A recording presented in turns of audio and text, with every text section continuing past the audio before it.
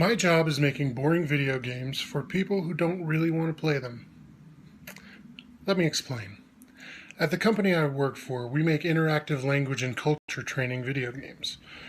They involve narrated text describing cultural practices and immersive simulations in which the player can practice what they've learned with an avatar who responds to them. The idea is to be able to practice language with someone without being embarrassed, and to learn from any culturally insensitive mistakes without causing offense in real life.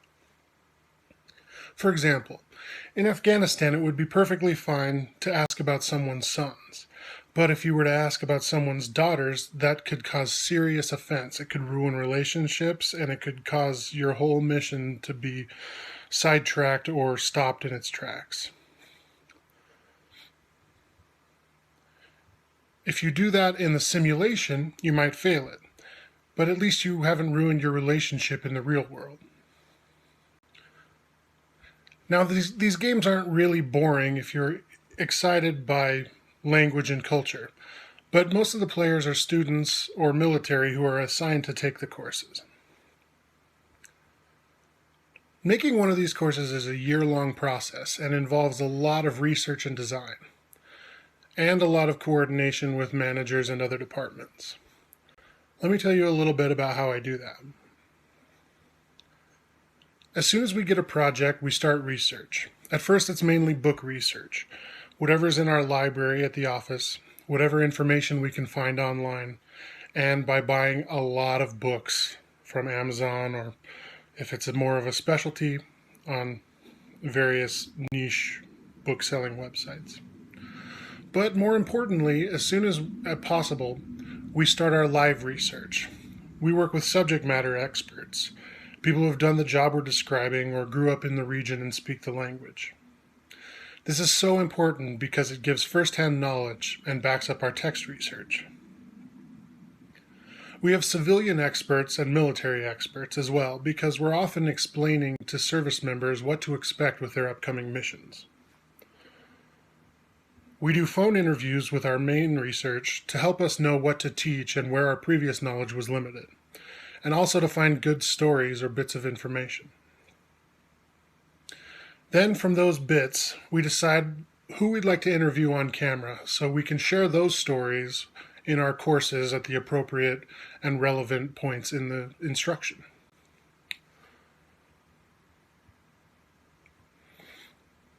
In this image here, from our interview with a Russian expert, she describes growing up in the USSR, and a video comes at the point in the lesson about Russia, talking about hardships in the Soviet Union. The bulk of our research happens before writing, but continues basically the whole time. As for the writing process, our initial drafts start by clumping information from all our research in a single place, grouped by theme. Then we analyze the data and look for patterns and important ideas that come up frequently. We also base our direction on desires of the client. Then we start putting together into something close to its final form. But we still go through a number of review and revision cycles while we're refining those drafts, both just among us, writers, and also in the client review with a nearly finished text. Part of the revising process is shaped by our quality assurance department. They start reviewing and pointing out potential issues with the first draft.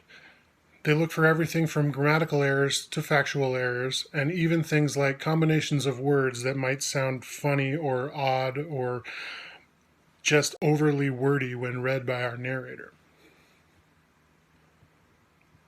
QA starts in the drafting process, but their input continues through and is most vital during the assembly and delivery process. When the lessons are pretty much squared away, we create interactive simulations based on the jobs the military students will be doing or the material that the language students will be covering.